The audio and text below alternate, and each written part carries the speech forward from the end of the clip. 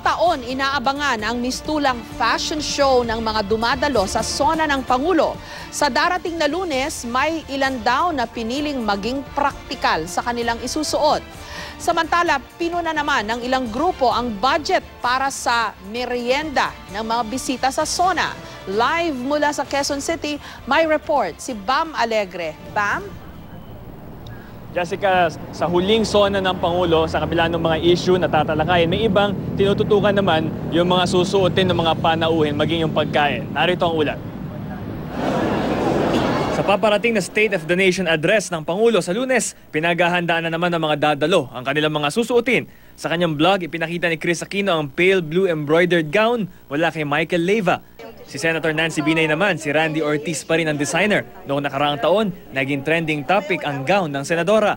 Ang ilan naman sa mga kliyente ng sikat na designer na si Rahul Laurel, praktikalidad ang ibinilin sa kanilang mga gown. It's a crop top and a skirt. So, again, the level of practicality, she'll be able to wear the skirt again. Dahil siguro huling SONA na to ni Pinoy, marami ka siguro makikitang dilaw. Wala naman po masyadong sa politiko, pero kung mga tungkol lang din sa isusunod, siguro mga kahit simple lang, okay na rin po. Yung suot po ng politiko, pag mas mayaman po, parang pinapakita po nila na mas makapangyarihan po sila. Bukod sa mga isusuot na mga panauhin sa SONA, pinuna naman ng ilang grupo ang budget ng Kongreso para sa merienda. Sa taya ng Office of the Secretary General, 700 pesos ang budget sa kada tao para sa pagkain. Nakatipid naman daw sila sa mga paghahanda dahil tumulong ang iba't ibang ahensya ng gobyerno. For the past years, the budget has always been pegged at 700 pesos. Itong last 15th Congress, for example. But may plus pa yun before kasi dahil sa caterings. But for this year, we are spending that amount, all in na yun. Nakaka-disappoint din para dun sa ating mga kababayan. Lalo na dun sa pag-aaral nga ng Ibon Foundation na 56 million ng mga Pilipino ay nabubuhay doon sa 100 pesos o mababa pa nga. Kinikriticize natin siya na parang piyesta ng mga politiko, no? Sa totoo lang, dubbed yan as Oscars ng Philippines, kung saan pumaparada yung mga politiko ng kanilang napakagagarang damit, no? At saka nakikita mo talaga yung excess sa kanilang lifestyle. Samantalang maraming mamamayan yung nabubuhay pa rin sa napaka-destitute na kalagayan sa ating bansa. Pero bukod sa naggagandahang damit at pagkain, tiyak daw natututukan ng mga Pilipino ang huling SONA ng Pangulo. Nag-i-interpret sila at nag-i-interpolate, sasabihin nila dyan, oh, agree kami dyan, o kaya disagree kami dyan. Ano. Kaya, it is a political exercise, not only of the President, but also of the people. No? Jessica, sa analysis natin nakausap na Philippine Studies expert, kaya rin ganito yung pag-alma ng mga tao, lalo na sa social media dahil buwis daw ng mga mamamayan yung ginagamit dito. Balik sa Jessica. Bam, naintriga lang ako dun sa 700 pesos per person na merienda. Ano-ano raw ba yun?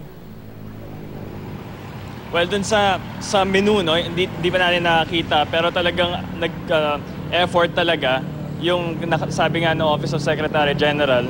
Kung before daw may mga additional catering pa, ngayon all-in na raw doon sa 700 pesos na gastos na yun. Ngayon wala pa tayong specifics nung menu pero nakapost daw ito online. Ayun, nakita ko. Merong hot buffet, may cold buffet.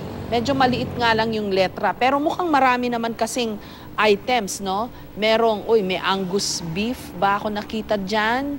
Merong chicken. Mukhang marami naman. 700 pesos per person. So, yung perspective kasi rito ng mga tao, lalo na sa social media daw, yung ganyang amount daw, dagdagan mo na lang ng konti, pwede na rin sa eat all you can sa mga usual na mga stores na kainan dito sa all over Metro Manila. Merienda lang ito, no? Pero 700. Baka naman yun yung rate kasi. Kasi alam ko pag catered, mahal kasi per person ang bayad dyan lalo na ito mukhang mga mamahalin yung mga pagkain O yun, may Black Angus, tapos may chicken. At marami pang entree, no? Ayun. Shrimp. Ayun. Kaya siguro, 700. Yes, Bam. Sabi ng Office of the Secretary General, ito daw yung lowest price na naibid sa kanila. Ayun, yun. Camembert, mga cheese yun. Blue cheese. Ayun. Marami naman kasi. Pero, syempre, sa opinion ng iba, mahal. Kasi merienda nga lang, mahal. 700 pesos. Yun yung naging opinion na mahal siya dahil nire-relate nila sa kanilang pang-araw-araw na buhay na wala naman usually gumagastos ng 700 pesos para sa merienda. Pero as a context na rin, it's mga guest of honors din yung dadalo rito, more than 2,000 people sa huling sona nga ng Pangulo. Kaya lang, every year pala, yun na pala yung nakapeg na budget. Ngayon nga lang napuna ng husto, no? Kasi siguro, huling sona ng Pangulo. In any case, maraming salamat sa'yo, Bam Alegre.